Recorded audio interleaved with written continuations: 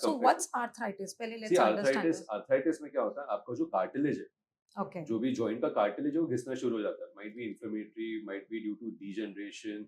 उसके कारण आपका जो कार्टिलेज है, जो कवरिंग होती है, it's a smooth covering, Okay. वो घिसना शुरू हो जाती है। उसके कारण जॉइंट्स आपके फ्रिक्शन करना स्टार्ट करते हैं, Okay. And because of that you start getting pen, swelling, stiffness in that area. X and pain start हो जाते हैं जब भी आप उठते बैठते हो, सीढ़ियाँ चढ़ते उतरते हो, नॉर्मल मूवमेंट आपका पेनफुल हो जाता है।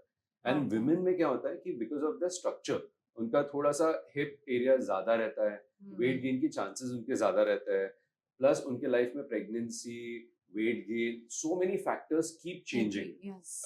तो उसके कारण कैल्शियम डिप्लीट होना स्टार्ट होता है, हार्मोनल चेंजेस आते हैं, तो बिकॉज ऑफ विच ऑस्टियोआर्थराइटिस जैसी जो चीज है ये बहुत जल्दी आती है।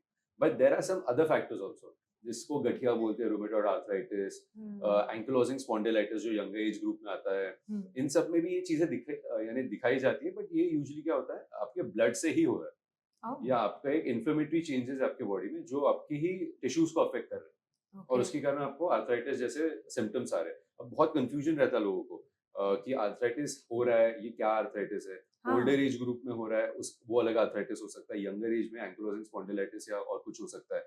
लोग बहुत बार कंफ्यूज रहते हैं, ऑस्टियोपोरोसिस है, ऑस्टियोआर्थराइटिस है। हाँ, right. मैं next मेरा यही था तो question. ऑस्टियोपोरोसिस में क्या होता है, osteoporosis is a disease where your bones are getting weak, Oh. Right. उसको आप कार्टिलेज के साथ इन्वॉल्व नहीं कर सकते। अब हम्म. लोग मुझे बोलते हैं कि हम हमारा उम्र हो रहा है, हम कैल्शियम ले लेंगे, हमारे घुटने ठीक हो जाएंगे। ऐसा नहीं हो सकता। आपका बोन ऑब्वियसली स्ट्रांग, आपको एक बिल्ड तो स्ट्रांग चाहिए, बट कार्टिलेज घिसना एक टायर घिसने जैसा होता है। आप कितना भी आपका बॉडी को स्ट्रांग कर लो, राइट, आप कितनी भी अच्छी गाड़ी चला लो, आप बीएमडब्ल्यू चला लो, आप एक मारुति चला लो, आपकी गाड़ी का टायर घिसना, आप ऐसा नहीं कर सकते हो कि वो घिसेगा नहीं, Right. वो राइट, चलेगी तो किसे? वो घिसेगी। Right. सेम हमारा है, हमारा भी टायर घिसेगा, जो हम घुटने को हम मानते हैं, वो भी कार्टिलेज आपका घिसेगा। और बात की कार्टिलेज, जो भी आपके जॉइंट की कार्टिलेज है वो भी घिस सकता है। डजंट मैटर आप कैसे थे, क्या थे। ऑब्वियसली आप हेल्दी लाइफस्टाइल रखोगे तो आपका कार्टिलेज थोड़ा सा स्लोअर रेट पे जाएगा। और आप ओबीज हो, आपने एक्टिविटीज ऐसे की है जो हाई इम्पैक्ट एक्टिविटीज है after a specific age group, तो आपको कार्टिलेज में दिक्कत आ सकती है। तो ऑस्टियोपोरोसिस बहुत अलग है, वो बोन वीकनेस के ऊपर है। Weakness एक दीवार है जो खोखली है, आप मारोगे दीवार टूट जाएगी, ये वैसा हुआ। एंड जो आर्थराइटिस होता है वो घिसे टायर जैसे, So सिंपल। दोनों केसेस में क्या करना है? सी ऑस्टियोपोरोसिस के पीछे बहुत फैक्टर्स है। Okay. एक तो एजिंग हो सकती है, बहुत सारे आपके हार्मोनल चेंजेस हो सकते हैं, आपकी लाइफस्टाइल हो सकती है। सबसे इंपॉर्टेंट है लाइफस्टाइल। लाइफस्टाइल चेंज करना सबसे मुश्किल है, क्योंकि Agree. It's a very difficult job. You have to be very consistent with that. लोगों में पेशेंस नहीं होता है, देख वो कुछ दिन करते हैं। अब लोग मेरे पास आते हैं कि हमने 10 दिन तक फिजियोथेरेपी, राइट। 10 दिन के फिजियोथेरेपी से आप अपना मसल कैसे चेंज कर दो? You have to do it regularly. मैं उनको बोलता हूँ कि आपने 10 दिन किया, but you have to stay in touch with the physiotherapist, you have to do those exercises on your own. अगर खुद से नहीं करोगे तो you are not, you can not help yourself, right. कोई दूसरा इंसान आपका, अगर मेरे को बाइसेप बढ़ाना है, आप डंबल उठा रहे हो, अगर मैं किसी के हेल्प से रोज बाइसेप मारूंगा तो मेरा बाइसेप तो नहीं बढ़ेगा। वो आप जब तक खुद से एक्टिवली नहीं उठाओगे, आप नहीं कर सकते।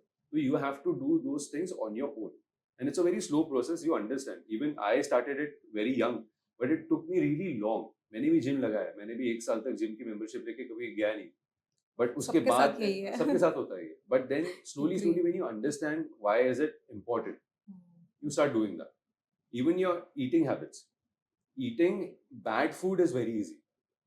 Eating healthy, same food daily is very It's difficult. very difficult. Right? So you have to, I always think of food as a fuel for your engine. It is not going to like change anything अगर आप एक दिन भी वो लो, but slowly slowly जैसे आप लेना start करोगे, इट इज अ फ्यूल। आपने बस खाना है so that your body keeps working.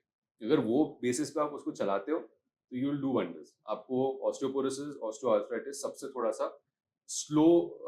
But अगर हो चुका है osteoarthritis, what can be done? See osteoarthritis के भी डिफरेंट ग्रेड्स होते हैं। Okay. If you detect it early, India में प्रॉब्लम क्या होता है, going to a doctor also people are scared, ये तो ऑपरेशन ही बता देगा मुझे, मैं इनके पास नहीं जाऊंगा। सो दे delayed.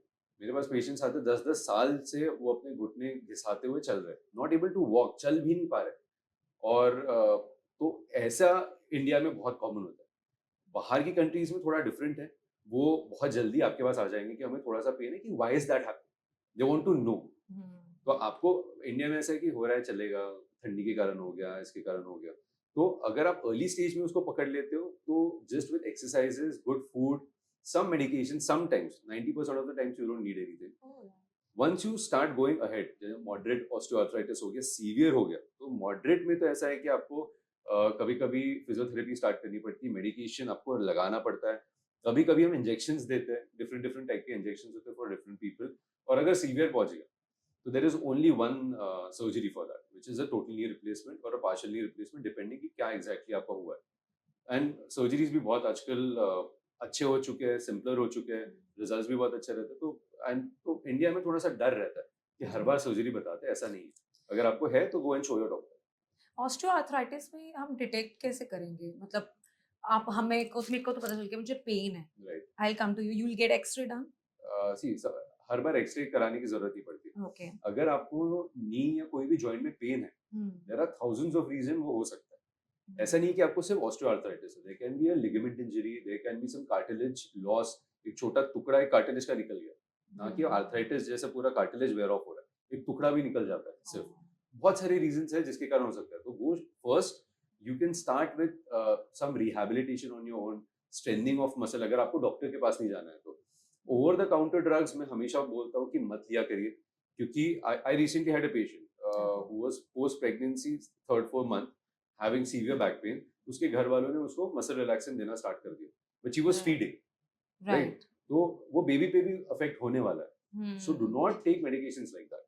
So I would recommend hot fermentation, cool fermentation थोड़ा करके देखिए, थोड़ा सा एक्सरसाइज करके देखिए। अगर आपको 3-4 दिन में, 4-5 दिन में नहीं फर्क पड़ रहा तो first go and show your doctor कि वो एग्जैक्टली क्या है, वो क्या आर्थराइटिस ही है और कोई चेंजेस है। अब बहुत लोग आते हैं कि हमारे घुटने से आवाज आ रही है, हाँ। तो और उनको डर रहता है कि हमारा घुटना घिस रहा है। तो घुटने से आवाज आना बहुत नॉर्मल है, मेरे घुटने से आवाज रोज आता है। बट उसके साथ अगर आपको पेन है, then that's a thing we have to focus on. अगर उसके बाद पेन नहीं है तो लिगामेंट आपका, अगर आप रबर बैंड भी पुल करके ओढ़ते हो तो उसका एक आवाज आता है, सेम टेंडन जब मूव करते हैं उसका आवाज आता है। सो ऑस्टियोपोरोसिस एंड आर्थराइटिस में दोनों में पेन ही will be the first thing. Osteoporosis is थोड़ा सा डिफरेंट। ऑस्टियोपोरोसिस में आपको एक्स आ सकते हैं because you are little weaker. Weaker, आपकी राइट। एक बहुत ही एक ऐसी स्टिक है जो टूट सकती है, राइट? तो फ्रैक्चर के चांसेस ज्यादा है, राइट? ऑस्टियोआर्थराइटिस में ज्यादा स्वेलिंग, पेन ये ज्यादा आता है। ऑस्टियोपोरोसिस में भी आपको आ सकता है pain because you feel weak, you are not healthy enough, आपको एक्स एंड पेन्स आ सकते हैं और छोटी सी चोट से आपकी हड्डी टूट सकती है। तो ये दोनों में बहुत डिफरेंस है वैसे। सो पोरोसिस में यू सेड कि हमारी बोन वीक हो रही है, so Yes. What can be done to make it more stronger? See सबसे इम्पोर्टेंट है आपका calcium intake. Right. Calcium intake अच्छा रहना चाहिए, साथ में विटामिन डी रहना चाहिए। These days, when you if you start taking magnesium also, magnesium glycinate रहता है, वो भी Okay. आपका कैल्शियम एब्जॉर्प्शन में हेल्प करता है। Okay. Bad habits like smoking and drinking can affect it like बहुत ज्यादा।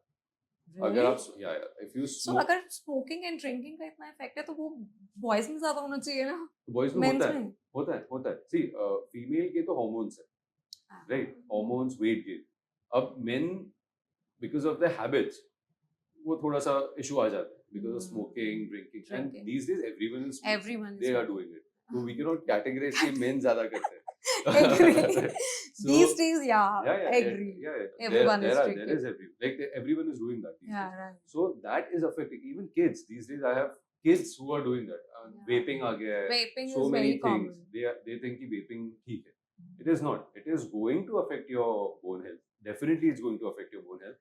And because of that, अगर आप वो थोड़ा सा रिस्ट्रिक्ट कर सकते हो, धीरे धीरे करके छोड़ सकते हो। Obviously, leaving a bad habit is the most difficult. Yeah. But if you do it, that's for your health.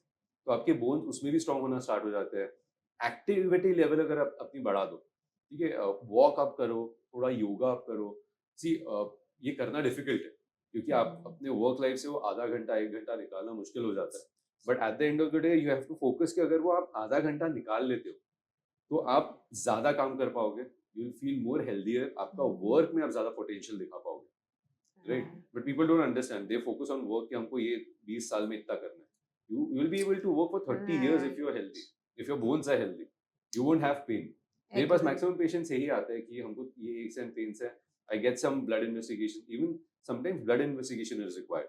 बहुत बार पीटीएच लेवल आपका लो होने के कारण आपका बोन वो कैल्शियम ही नहीं ले पाता इन ओल्डर एज ग्रुप। सो तब हमको कुछ इंजेक्शंस लगाने पड़ते हैं जो उसको मेंटेन करता है। बहुत सारी चीजें हैं जो आप धीरे धीरे करोगे तो यू विल अंडरस्टैंड कि आपकी बोन्स स्ट्रांग हो रही। बट इंजेक्शन अब अगर आप पेशेंट को बता दो कि आपकी हड्डियां थोड़ी वीक है, आपको इंजेक्शन लगाना है, तो डर जाते हैं, डर वो जाते नहीं हैं, लगाते। एग्री। राइट, अब अलग अलग टाइप के इंजेक्शन 6 मंथ्स में लगाने वाला एक है, अगर आपका फ्रैक्चर होता है उसमें हमको डेली एक लगाने का रहता है पेट पे। अब लोग उससे डर जाते हैं, लगाते नहीं है, but then the result shows आपकी बोन वैसी ही रह जाती है, अगेन आप गिर जाते हो, आपका फ्रैक्चर हो जाता है।